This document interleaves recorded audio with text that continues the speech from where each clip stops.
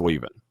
Wait a minute, King. People thought you were leaving. You're gonna blame that on me. People thought I was leaving. I gotta say, those guys that donated that money, that's crazy. Yeah, well, is that great or what? Got you off the hook. You know, and whether I drove. What screen do we go with, Pesci? Do we do this or do we do the widescreen? This is your show now. I like the widescreen because I kind of like the wide. Makes my head less bigger. It gets broad. It gets a screen in there. It gets everything in there. Hey, shout out to the people that donated out there. Wow, is that big time or what? And Pesci's back in here for. Oh, sorry about the backward shirt. I was. There's a long story behind that. Well, we ain't got time for the backward shirt story. We got two prison stories we got to get in here. Well, what's crazy is the prison story. Like I told you, King once asked me, "How do you go to prison twice?" And I said, "That's a good question." Repeat offender. I know how. I mean, I know how you do it. Well, no, you said, "How do you go to prison twice?" And I said, "That's a good question." Maybe I did. All right. So well, you let me know when you're ready. We got $85 in here right now. And wants to hear your story. All right, ready? And now my dinner's delayed. I should have a Coke. You're the one that brought me in. I was ready for bed. I got backward shirts on. I mean, well, you're the one that angered the crowd. You said, "Well, I ain't got time for this shit. And I ain't doing it." You know, fuck you. I got this ready. Oh, well, I did have time. It's a long story, but you want me? I'll start on it. All right, here we go. All right, here we go. All right, everybody's been warned. There have been links sent to Twitter and Facebook. When we brought you in, we have 30 seconds. You learn a lot from this story. I'm being serious. Well, I might. It's a story about me being a loser. Now, I'm not going to look good in this story. Well, okay. Well, I'll at least tell it. I figured going to prison twice wasn't going to make you look like it. We're up one. We gained one. Go ahead. Bottom line was, when I was growing up, I was a very nerdy kid. I didn't have a lot of friends. I was chubby. I was loud. I was obnoxious. Sounds like you're telling my story. You know, but it leads a little different way. So when I got to high school, the thought of a guy like me selling weed or being a popular kid was probably the last thing, on earth that could ever happen. Like I was, a kid that collected toys. Time out. I'm giving you all the help I can. We're up to everybody in here. We know we lost some people that thought the show was over. Find those assholes, get them back in here, and invite one or two people. I want Pesci to have as big a house as he can get. I did invite people I know, but I didn't have time. So.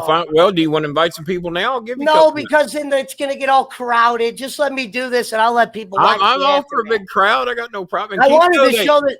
The reason why I was going to do this is because I wanted my mother to actually know this story because I've never told her in person. Well, it's going to be recorded. We can play it for her. So my apologies for the backward shirt, but anyway, everybody invite somebody here to hear Pesci's story. At least one or two people. That includes the sheriff. That includes Mountain Timer. Everybody invite somebody to hear Pesci's story. It's an educational tearjerker that we're about to hear here. Well, I mean, you'll learn. The story's about me being a loser, but you'll learn some things. Like what goes through the We're all about learning. All right. Well, anyway, so fast forward to the high school part. So the thought of me doing anything cool in school was probably the last thing that could ever happen. Mm-hmm. I met this guy along the way that kind of messed with weed, but he messed with weed at like a different level, meaning kids at our school didn't have a chance to get the weed this guy had. So long story short, I started messing with this guy. Now I'm probably the most popular nerd at the school at this time. I wasn't the prom king. I was more of a loser. So I used to go home every night. I lived at my parents. My parents raised me right. They never raised no bad guy. So I just was a guy that always liked reaction, like people smiling or people trying to reach out or whatever it was. So I started selling weed. And the thing was, it kind of took off in a way I would have never expected. Here I am, this biggest loser, not around girls, not around cool kids. Before you know it, the kid that they're screaming at in the hall to scream a bad name at, they're asking for weed or they're bringing in these little circles I wasn't in. And to be honest, I kind of got addicted to like that life, just being around people I wasn't around, going to parties I would never be allowed to go to. And before you know it, like I said, my parents wanted me to go to broadcasting school. They paid for me to go to broadcasting school. But during that school, my weed sales took off to a point where I was making money between me doing the cameos and me, Pesci, selling weed and other items I won't get into. Now, first of all, how old were you when you were doing the Pesci? 21. I'm 38 now. 38. I was 21. I came off having terrible high school, meaning I barely graduated. What year did you start selling the weed?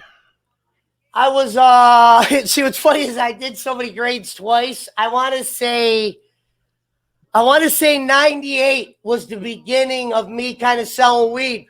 But it wasn't just selling weed. It was like, this kid's this kid's not, And by the way, the Kroger meat opportunity was long gone by 98. There was no more opportunity. People used to ask me why I listen to rap music. They'd be like, you don't do anything that they rap about or this or that. And I never really took it like that. Your biggest fan is back. Someone messaged her. She'd gone to bed and she got out of bed to come and be with Pesci. Well, I appreciate it. Shout out to the donation guys. Yeah, absolutely. Absolutely. So, in this broadcasting school, this is where this is a learning point. So everybody listen here. We're up 4 people, Pesci. Here's the learning point. So I'm at school. I'm told by broadcast guys that are in We're up 8 people. It's growing. Well, let me get on, King. You can talk to numbers there. So I'm broke.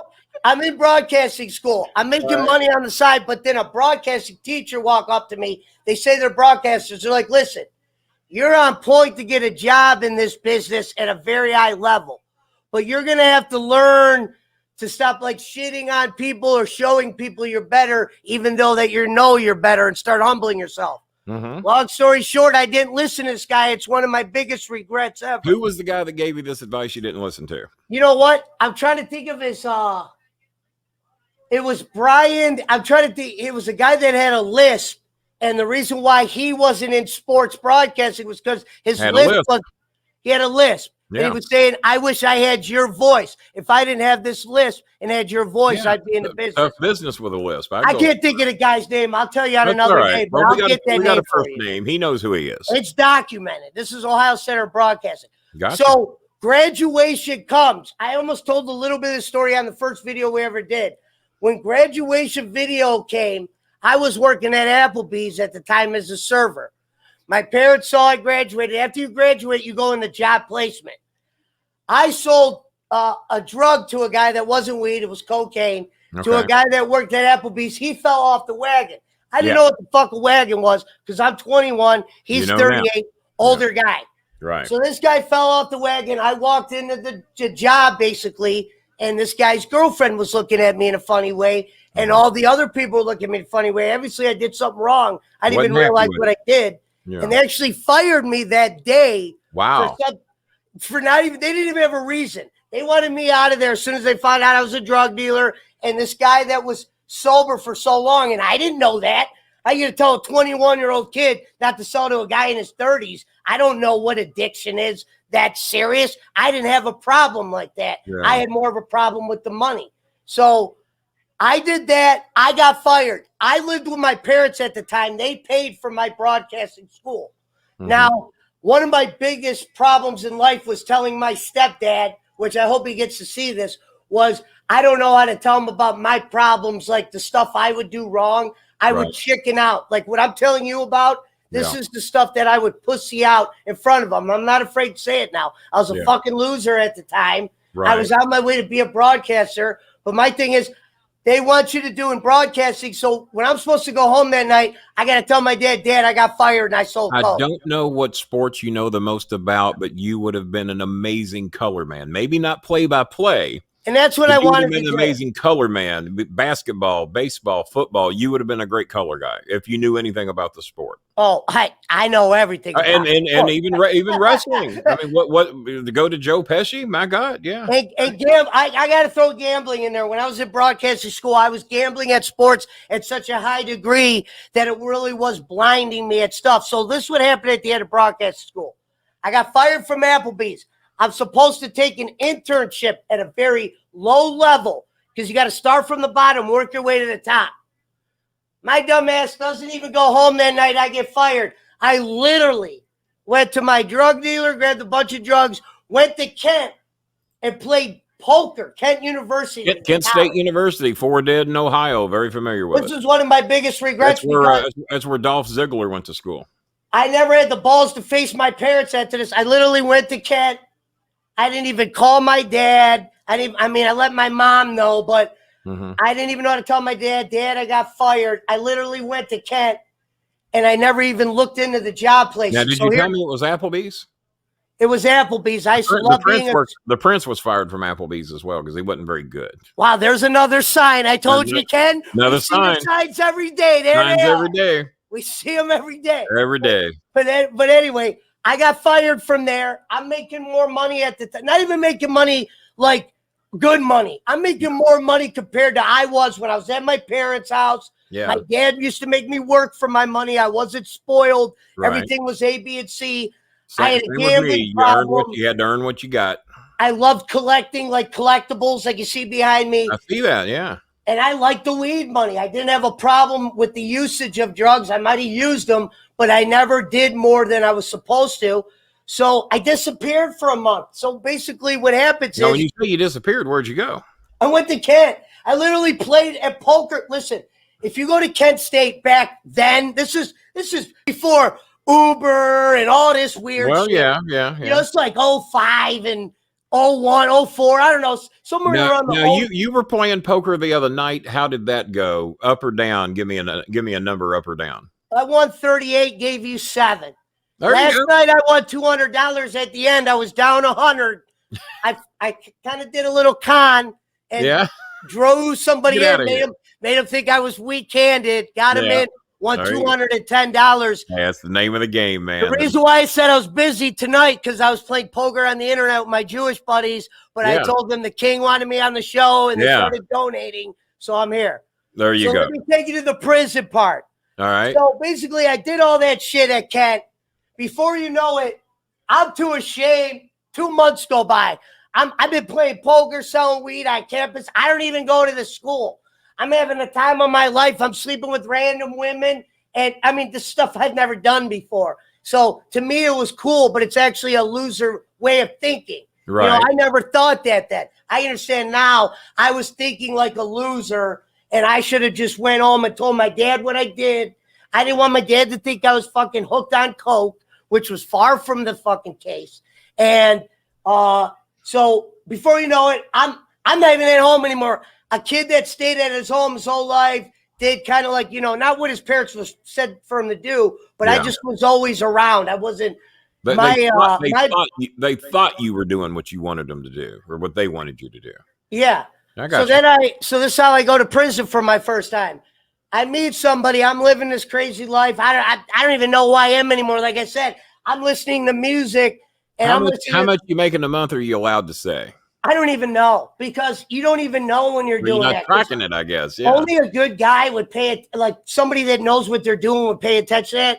Bro, I was spending money on beer for people. I was always the guy that liked to have like big groups of parties. Like, hey, get everybody in here. As long as you had the money, you had the big groups. And when the money went away, the people went away. Like, I'm going to tell you how weed became my guardian angel. That's why this story's great. Okay. So all right. This is how I got set up. And this is when you learn something. They call selling drugs the game, Kenny. I don't know why. That's what they call it. They call it the game. Makes a lot of sense. I'm learning with you, buddy. I'm learning with you. So I meet somebody I'm selling drugs to, and I slip my number to the other guy, which is kind of known as kind of a sneaky and shady thing to do in the drug world. And I start selling drugs to this other kid. This kid gets caught. He sets me up. Oh. With the wire. Thank God. And I'll tell you what the amount of everything. You up with the wire. That's going on with Matt Gaetz right now. But go ahead. And what's sad is the amount of weed he set me up for today in Ohio would be a fine.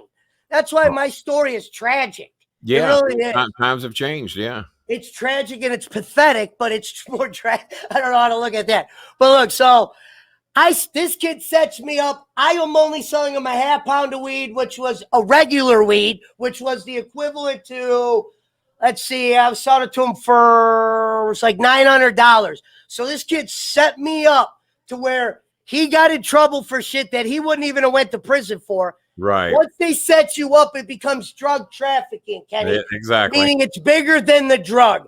Not like sex trafficking, like Matt Gaetz is involved in, but drug trafficking, two different things. My apologies if I'm screaming. I just know how. No, you're fine. Don't worry about it. You can scream if you want. Go right ahead. So he sets me up for that amount. I'm with a chick on the side of me at the time. They take my van. Not only do they charge me for the weed, they give you a felony just for the telephone. So they impounded your vehicle. I'm sure they took your phone. The state of Ohio goes like this. If you're selling drugs in a vehicle, that vehicle is impounded until the person whose vehicle the name is in comes and gets it. In that case, it was in my name. I was not a car dealer then. Dumb fuck down under seems to know a little something about this. Did you have over 8 ounces of weed that was sold? $900 sounds like over 8 ounces to me. I said a half pound. You said 8 ounces. It was a little bit. It was a little bit over. It was enough to get me in the felony. Just enough to set you up. I got you. So I go to prison. Here's what's crazy about a guy. What's the name of the guy that sets you up? Give me a first name. His name was John. And you know what's funny is it's so long ago. How can I not even remember his last name? Oh, I know the girl. I remember that fucking name. Sarah Hill was the name of the girl that set me up the second time. But see, this John guy, me and him weren't really friends, King. You got to remember, as a kid, I started selling drugs too. And I don't always do like a first name, last name with everybody. Well, of course. Yeah, I got you. You know, it wasn't like, and this is before Facebook. So you didn't always have everybody's freaking name in front of you. I think maybe MySpace was floating around and I wasn't really ever. That was a big deal on MySpace, probably bigger than Facebook, to be honest with you.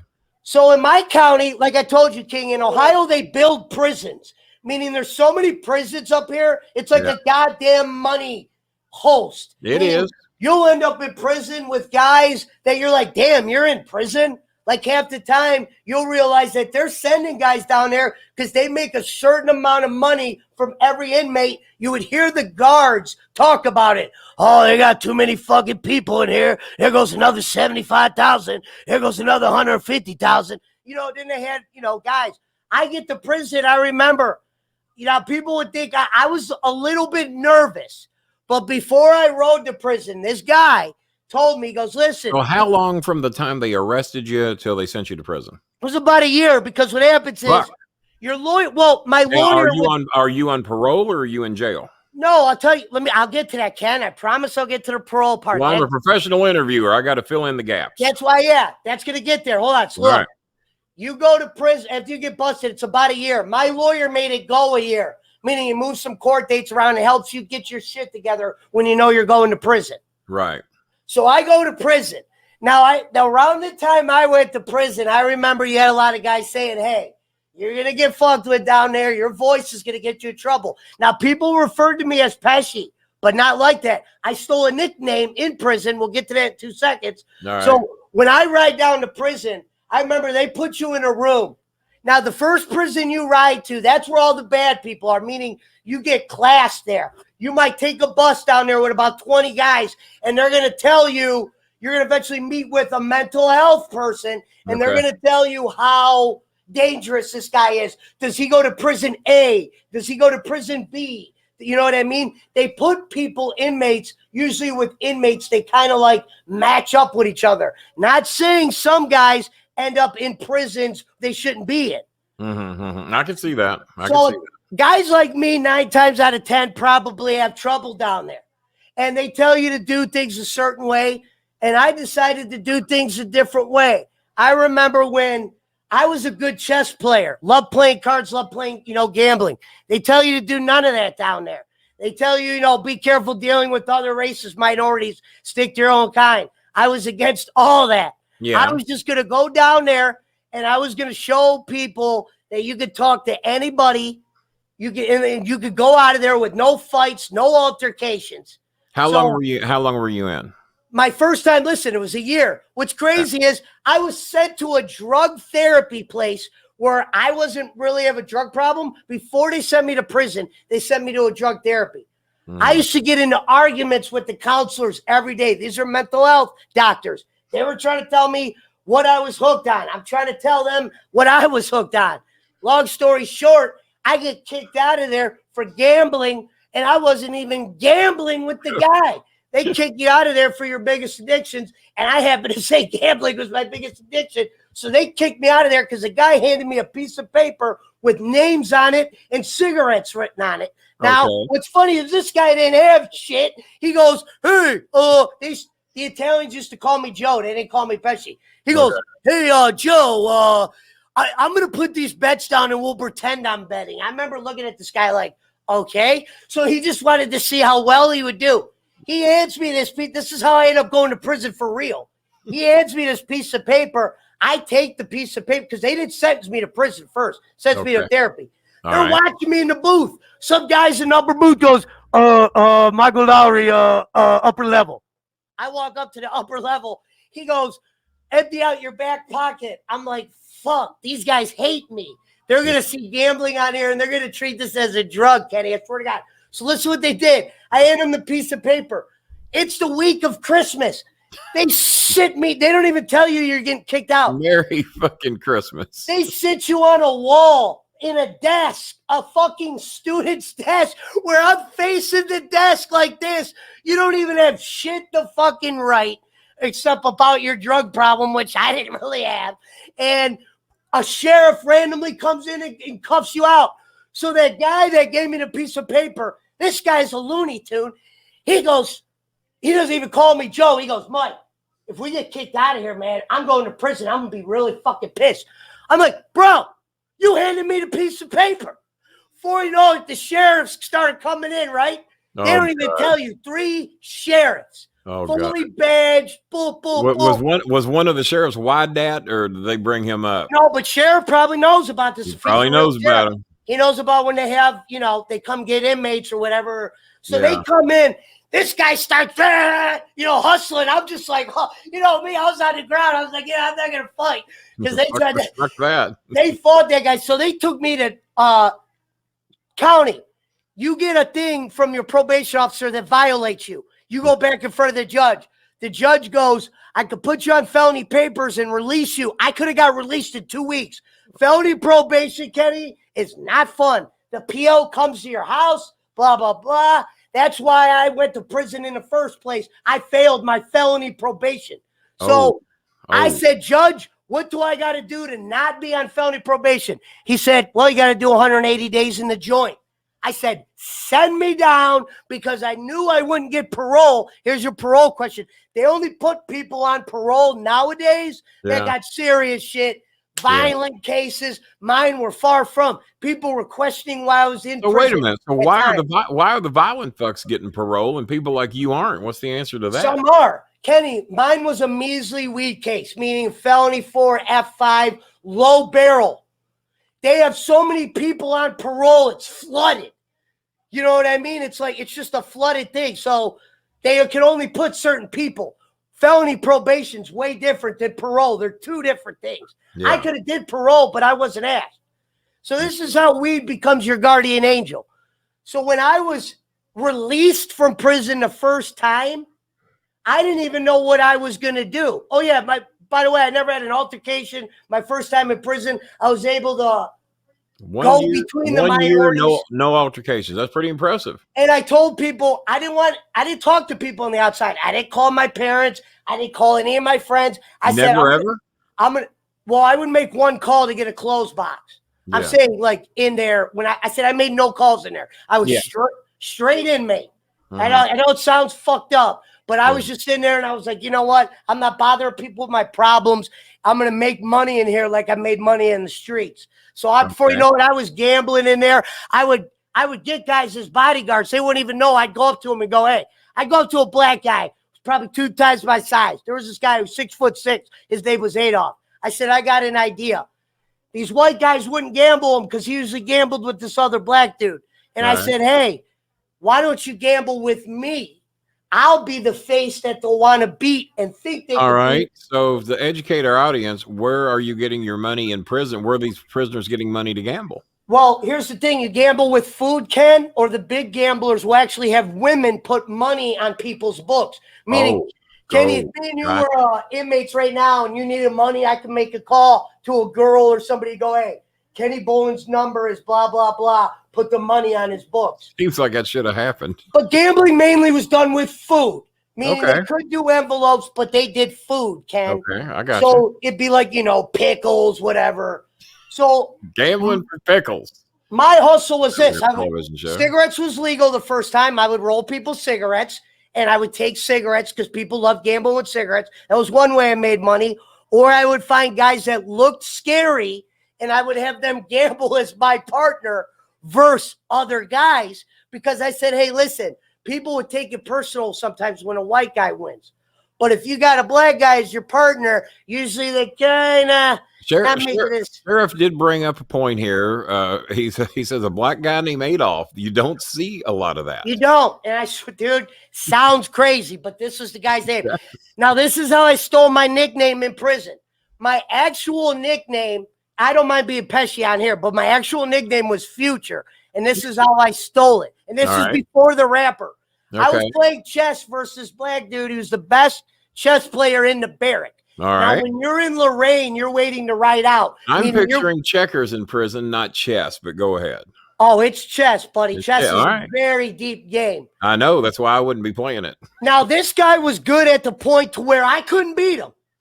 I used to pay him in cigarettes for him to play me because he would get bored playing me because of how much he would beat me. Where are you getting your cigarettes? I told you I was rolling. One of my jobs in prisons is I would roll cigarettes for guys so they didn't have to do it. So they could do it. You got to have papers and tobacco. Where are you getting that? They sold cigarettes my first number, Kenny. It wasn't illegal. Oh, okay. It was sold in the stores. You could legally buy cigarettes then. My second number, you couldn't. Gotcha. First number, that's all you did was smoke. That's all I fucking did. All right. So the guy I'm playing chess against, he's so good at chess, I barely ever beat him, but maybe a couple times. Now we're waiting for our buses to come in and pick us up. Now, when the bus finally came and got him, he goes to a different prison than I'm going to. You never know exactly what prison you're going to. You're just waiting on the ride from Lorraine. You're already in prison, but you're going to another one. So when he left, I always told the guy, hey, man, I like your nickname. And he goes, just start calling yourself that.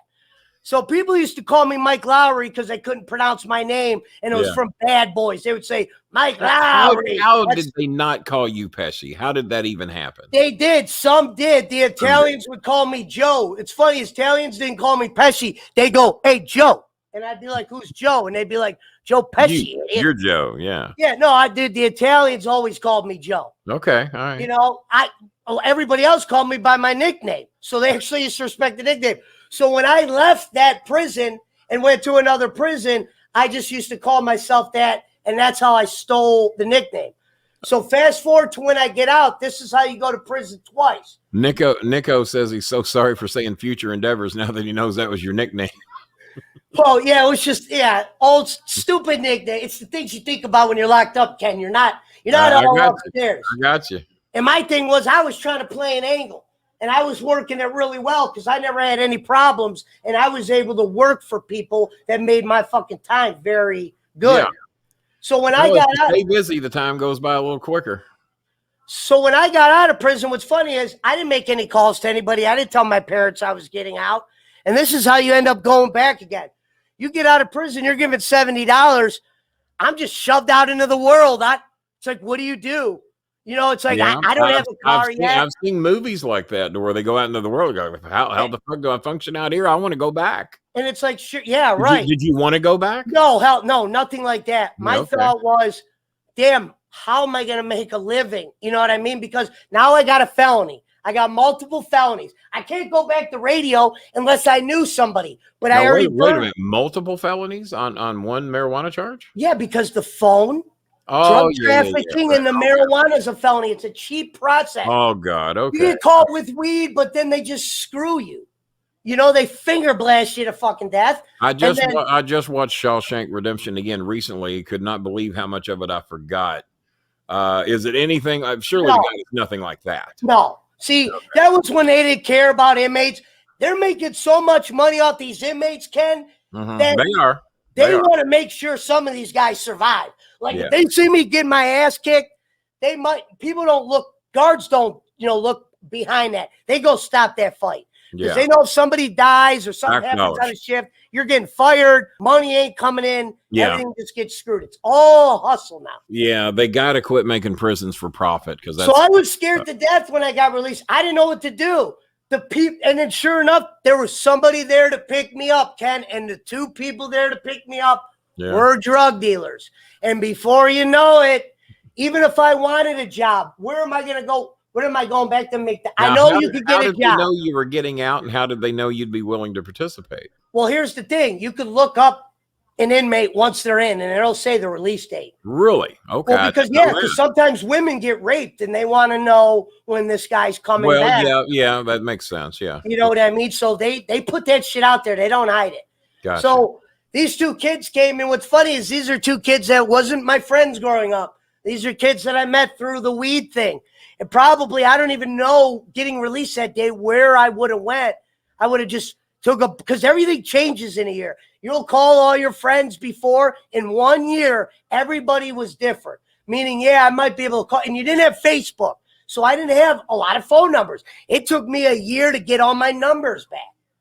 You know what I mean? So, and you don't have a car, and because your license gets suspended because of drugs, and it's about $1,500 to get it back. I had $6,000 when I got out of jail, only because before I went in, I gave it to my mom. She kept it.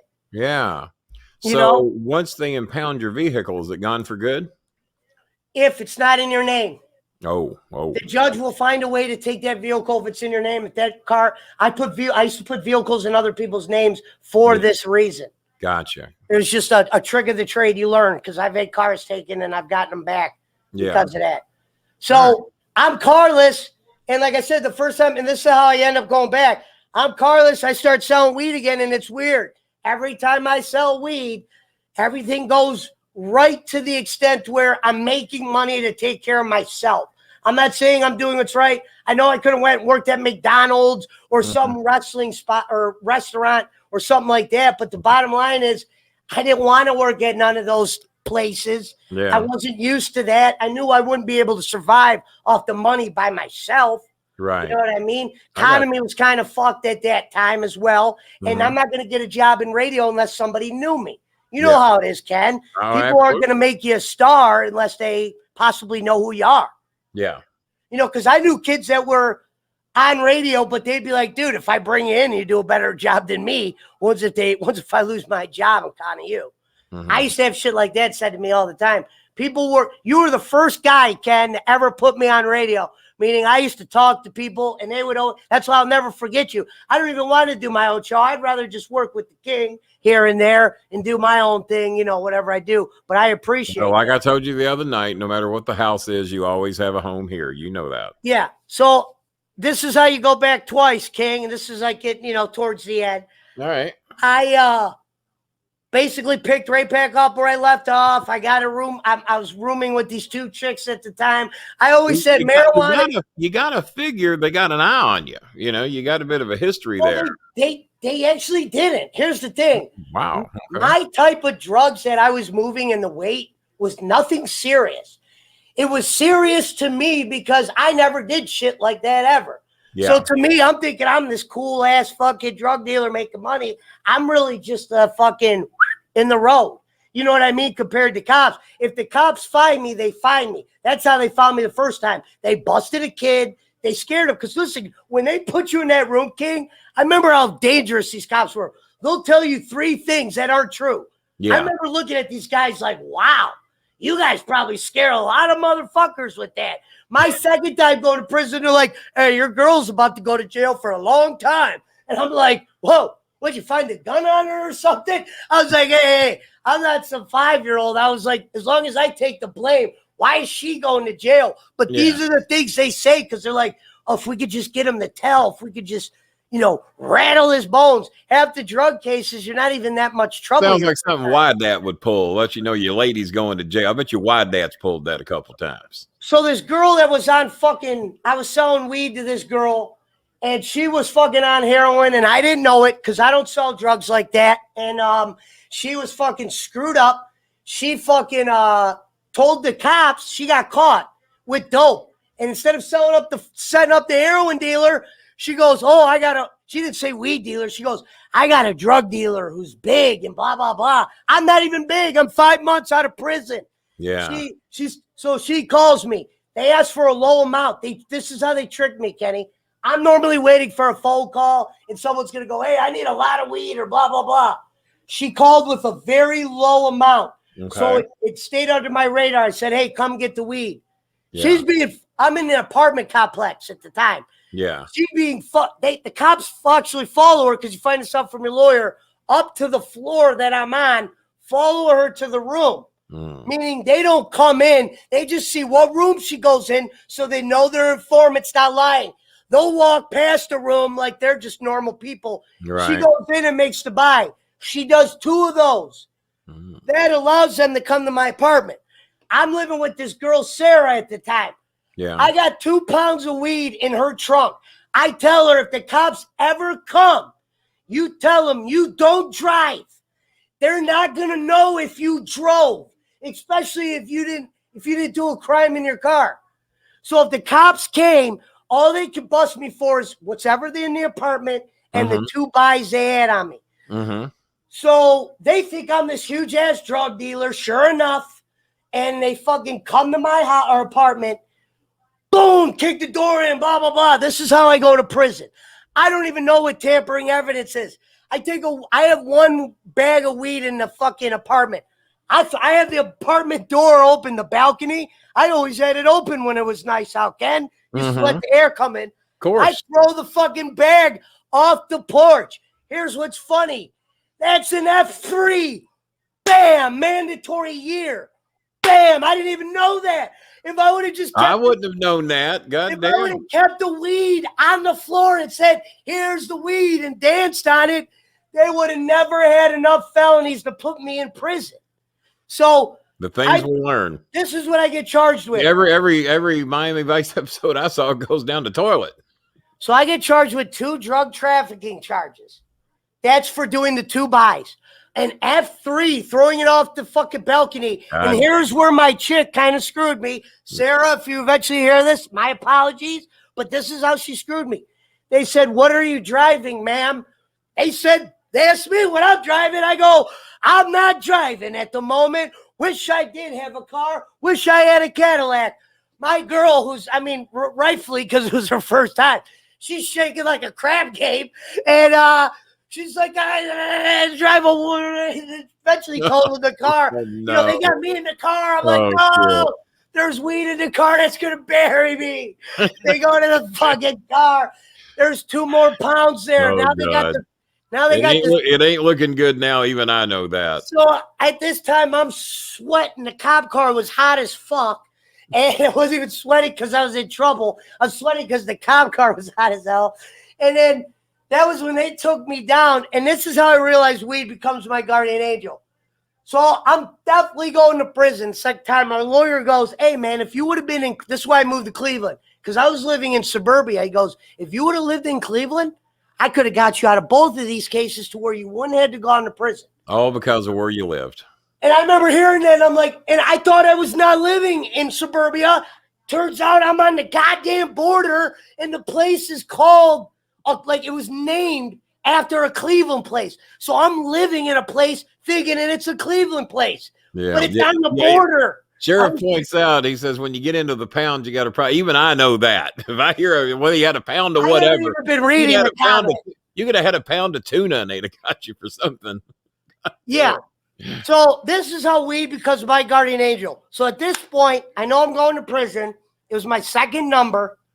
And they said, you're going to do another year. So I had to do a year. This time, no felony probation, just straight to prison, no parole.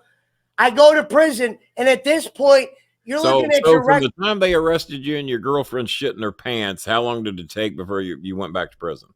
About another year. It's always a year to 14 months. Oh my God. And what's sad is how much were you on parole? Were you on bail or sitting in jail? No, yeah, you're on bail. Okay. Now on bail, all you have to do is pass your. All right. Now, how are you making a living while you're on bail? Obviously, you can't be doing that. I mean, the same, Kenny.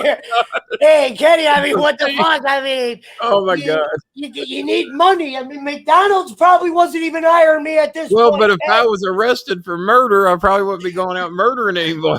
I was having trouble getting a job at Blockbuster at this point, if there was a Blockbuster still. Well, I got you. I got you. So when I go in the second time, I'm looking at my record. Bonds didn't beat Hank Aaron. Bonds was roided up. His shit don't count. Yeah. So by the time I'm in prison, and then the second time you're in prison, you're just planning how not to get caught at this point.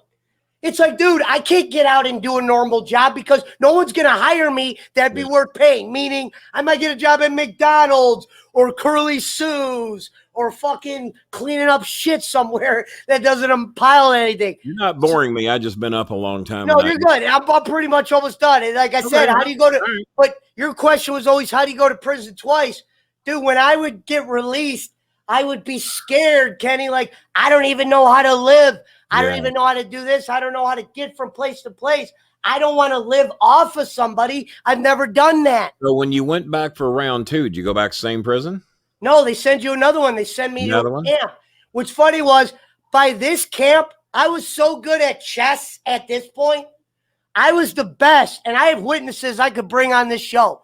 I was the OCB yard champ in chess. I know that's the most lamest thing in the world. I'm impressed with that. I couldn't play 30 seconds of chess. But for a dude like me to win the whole camp, and like chess and cards is how I did my time. Like, that's really how I would slip through. What else you got to do, right? You know what I mean? And then eventually I got the car lot, but that was it. So how long did you serve? How long did you serve on round 1? About a year? Year to 14 months. Because how long did you serve on round 2? How long did you serve? It was a year. They got me a year. Another year. Okay. Yeah, because they got. Could have been worse, I guess. Yeah, and like I said, and now the laws, by the time I get out of prison, all the laws are completely changed. Colorado is on the verge of going legal. Sheriff Wydat, no badge, by the way, points out that he thinks someone dropped a dime on you. Do you feel the same way? Someone dropped a dime on me? Yeah. Somebody did drop a dime on me twice. Do you know who? Yeah, it was a girl. I said, this girl, Sarah Hill, and the other guy was named Sarah. Okay, all right. So you knew that then. Okay, all right. Yeah. Oh, yeah. What's funny is your lawyer gets you what's called a motion of discovery, where you'll read. It'll say they hide the snitches' names, but the story, it'll say you sold informant, blah, blah, blah, drugs in this location. And you got to follow the puzzle pieces. So I always tell people, what you can learn from my story is just, if you think you have problems and you could go back to your parents and you could get help, just go get the help. Because one day I woke up in a life that I couldn't even get out of. Like, so what did the parents say when you went the first time? These will be short questions. Yeah, I know. Honestly, my mom claims she didn't tell my dad. I don't know if he found out. You mean you was gone for a year and your dad didn't know? Well, I was already gone for a while because of the shit at fucking Applebee's. Right. We thought I just left. But you would normally not see your dad for a year and he wouldn't know where the fuck you were? Well, he knew I did something at Applebee's. My mom said he called up there. He probably called up there and said, what happened with Michael? Is he still working? Does your dad live in the same town as you?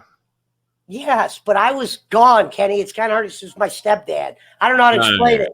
You got a different relationship with your son than I did with my dad. And it's because I fucked it up when I was younger from lying. Right. I got you. It wasn't my stepdad's fault. And my real dad lived out of state. So when I was gone for a year, he just said, well, he fucked up something else. He's just doing whatever. He didn't know I really went to prison in that time. Because it wasn't like I got trouble at Applebee's and it was straight to prison. You know what I mean? So I always said marijuana was my guardian angel because, dude, every time I got out of prison, I was scared as fuck. It took care of me all these fucking years. Yeah. Where now it's fucking illegal. And thank God I just, the way I sold weed. Now, is it illegal in Ohio for a certain amount or no? Well, here's the thing. It's illegal, but they have a medical card, which I have. And it allows you to carry a certain amount, which I try not to go over. Wink, wink. But no more 2 pounds in the trunk, huh? No more 2 pounds in the trunk that I would be driving with on the streets. I got you. So I just basically woke up one day. Like I said, I was probably the loser of losers. One day I wake up in a world that was never meant for me. Drug dealing, prison. Right. I was bargaining with guys like, listen. And no one, even just because of the tone of your voice or your size or anything, ever tried to fuck with you. You know what? I'll tell you why, Kenny. And this is why I believe in God. All right. And this is why I could have witnesses come on the show that were in prison with me. Okay. Now, my shirt being backwards, I can't wait for people to see this that I know. But I never got in trouble for these reasons. They say, like, for instance, I wasn't in the baddest places. But my mouth usually would get me into situations where guys would kind of listen to me. They'd be like, you know what, maybe this white guy's onto something, to where I would become friends with certain black guys. Like that black guy Adolf, he was 6'6". He wasn't even a tough. What was Adolf in there for? And what's funny was he was a nurse. Adolf was a nurse, a black nurse. He was selling pills. 6'6", selling pills. Okay, all right. I see the connection. I see the connection. This guy wasn't even a tough guy, but you walk around with a 6'6", 325-pound black dude. They're not going to ask if he's tough or not. Very nice guy. I would just kind of mix myself with guys to where I remember I was locking my box once, and the guy that I was a bunkie with, this was a guy that was on his way out the door, meaning he had 10 years for a murder, but if you have good behavior, they'll put you at a prison that I'm at. Oh, meaning, God. God. What I'm saying is they're on their way out. Happy about that. Well, they're going to be different people, Kenny, because they're almost on their way out the door. Meaning if you got 10-year sentence and you're a bad guy, if you behave good enough, you might get to go to the nicer prison where the people are out more and blah, blah, blah. Pesci, dumb fuck down under wants me and him, maybe one other person, to take a road trip up there to see you. What do you think about that? That's all, Kenny. I told you if I should go to Louisville once a year, I would have came and visited you. We might have you come here. If you ever go back to OVW, I'll definitely come visit you there. They claim I'm coming there, nothing else, for a farewell party. So we'll see what, if it happens, you'll get plenty of notice. Well, yeah, I never got in one fight in prison. And God damn, that's amazing. And guys do. And you know what I'm saying? And guys, like I said, and my mouth could be annoying, but I was very smart in there. You know that. I knew I was small. I knew I had to be cunning. And I said, you know what? I'm going to show you how to do this. To where I said, I was putting a lock on my box, and my bunkie, who was a murderer, goes, hey, can I have that lock? And I go, well, how am I going to lock my box? And this dude looks in my eyes, Kenny. I swear to you on everything I love, our friendship. He goes, I dare somebody to come mess with you. Oh, that's a good guy to have on your side. And this guy was so respected. This is why I believe in God. How out of all people I get mixed with a guy that was so respected that I could have did probably, even though I didn't, I could have probably did whatever I wanted in there. Mm-hmm. And this guy had my back only because not anything I did for him. But when we first met each other, I used to make him laugh. And he used to say, that's one thing you don't get in here is laughing. And that's worth a lot of money to a lot of inmates. You know what Wide Dad's up to? Wide Dad wants you to come to. You know what he's up to? He's trying to get one more big arrest on his bedpost before he retires. Why, Dad? I'm not that type of criminal no more. Arrest you at Cave Hill Cemetery. I'm not that scale anymore. They have, you know. Why Dad trying to get? He thinks he's got Bonnie and Clyde on camera here or something. I don't know what he's up to. Yeah, but and then before you know it, Kenny, I was blessed by my buddies that let me sell cars with them, and I sell cars. Yeah. I mean, are you pretty good at it? You seem like you'd be good at selling cars, especially if you know anything about them. Chris is a master, but Chris will talk you how to buy a car you don't like. I didn't know shit about cars when I first started selling them. The guys that I sell cars with, we buy them outright. So the key was me just having money. So I had enough money to get in the car game to where we buy our own. We're not a buyer-payer. All right, Pesci, when we having you down? We're going to have to get down here, have a big dinner together or something, have some fans come and meet you. Have a meet and greet with meet the king and Pesci. Well, I'm glad everybody liked the story. Did we lose? I think they did, and you jacked the house up. You got it up to a maximum of a plus 16. That ain't bad. Yeah, you got a plus 16 from the time you came in. No, it was a plus 20. Yeah. At one point, you had us up a plus 20, so that's not bad. Shout out to Randall Harper for making that big donation and dump you better quit Michael Ryder and Brad and all those guys. You better quit shitting on Dumb Fuck. Dumb Fuck donated. No, I'm saying they'd be good for the. Yeah, Michael Ryder, Dumb Fuck. I'm saying Dumb Fuck Down Under did the donation. He got it going. He threw down the first 20. Then Randall. I was about to play poker. That's what I said. I needed time to tell this. I probably cost you money tonight. I cost you money to come in here to help. Hey, Ken, I told you. There's the signs. There's the hat. There's just Bolin signs everywhere. Well, until 30 minutes before the show, I was wearing my Dolphin stuff because I got some new Dolphin shoes. I got my Dolphin helmet. A friend of mine from Louisiana sent me Miami Dolphin shoes. Got my helmet, and I had my Dolphin colors on. I had orange and my. Did you watch opening day today? I haven't because first day I haven't done it, man. It's crazy. First day I haven't seen opening day, and I'm 61. Sports has changed so much. I haven't missed an opening day since I was 5 years old, and I've missed it so far today because we don't get Fox Sports Ohio here. I didn't get the Fire Stick thing that gets me the free baseball games. So some people set me up with MLB TV, but because we're in Cincinnati's market, the home games are blacked out. So I can watch the game, which is cool, but I have to see it 90 minutes after the game ends. So when I wrap up with you, I'm going to watch today's game, and I already know the score thanks to an ignorant fuck in here. But, so somebody was trolling with my name. I didn't catch the beginning. Yeah. A guy came in here named as Joe Pesci, but he didn't have a badge. I knew who he was. And he gave the score of the game, and he got blocked immediately, so. But, he's got gay love for me. He wants to have sex with me. I couldn't go to prison with him because I'd have to sleep on my back. I wouldn't be safe if I slept face down around this guy because he's got that horny love for me. Tell the dumb fuck down under I have considered that. What we got? And shout outs to Ross for the $10 donation. Moving to it. Well, that's probably not a bad idea for the Peschmeister to do that. I'm sure that shout out to Sheriff. I think, Sheriff's treated you pretty cool here today. Sheriff's been good to you. Jennifer's back in the. What'd you think of that story? She loves your voice, by the way. A lot of people do. Now that's Mango. That's what put me over here, I guess. Look at that profile picture. She looks in love with you in that picture. I'm telling you, man. I think you got Mango. What's funny is I actually tried to Facebook friend request her, but she doesn't take. I can find her Facebook, but not yours, Ken. I don't know why you can't. I can't find yours. I tried to look at her Facebook to try to find you on there to link them up, but I had trouble. Sheriff knows way too much about this shit, but yeah, that's Mango Jennifer. And, he's a real sheriff. He probably knows about this. He is a real sheriff. He sits with me on my porch all the time. Yeah, he knows about shit. We get in arguments about Trump all the time. He's toned that down a little bit. I think he realized. He knows about these prisons up here filled with a lot of people. Why Dad might have to go to Washington or Florida and arrest Trump. He's got all kinds of investigations going on. Thank you, Mr. They might arrest him and Matt Gaetz on the same day. That sex trafficking thing. Trump was in on that. Oh boy, what we got here? What's dingo style?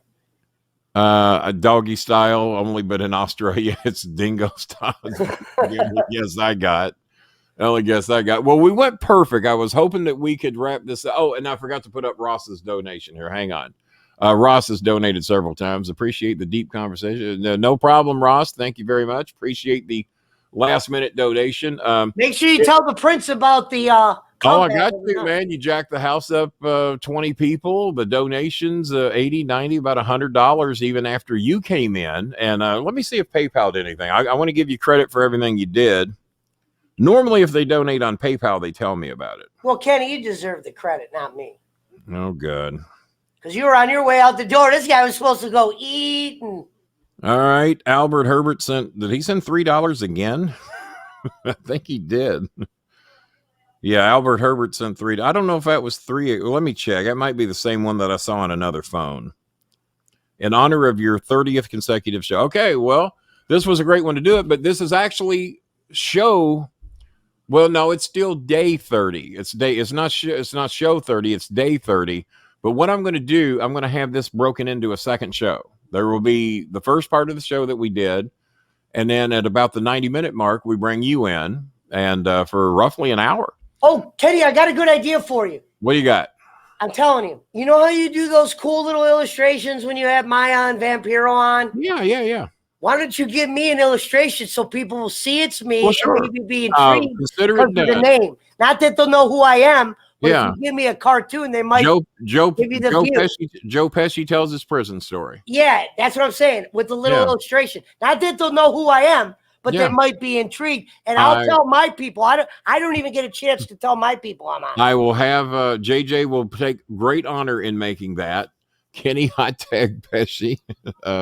I don't think real Joe Pesci's on Twitter. I don't think he's on. And the people that donated tonight, that gave me a lot of confidence to come in and tell the story. Yeah, man. They begged you to come in. They threw down their 80 before you committed. You had not committed yet.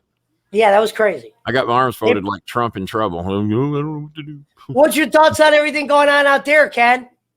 My thoughts on everything going on here? No, with Biden. What's your thoughts with him right now? Biden? With him? Well, just on him. What's your thoughts? I wish he would be a little bit more transparent about what's going on down at the border, and I am all for taking care of those kids. I did see some disturbing shit today I'm up for that.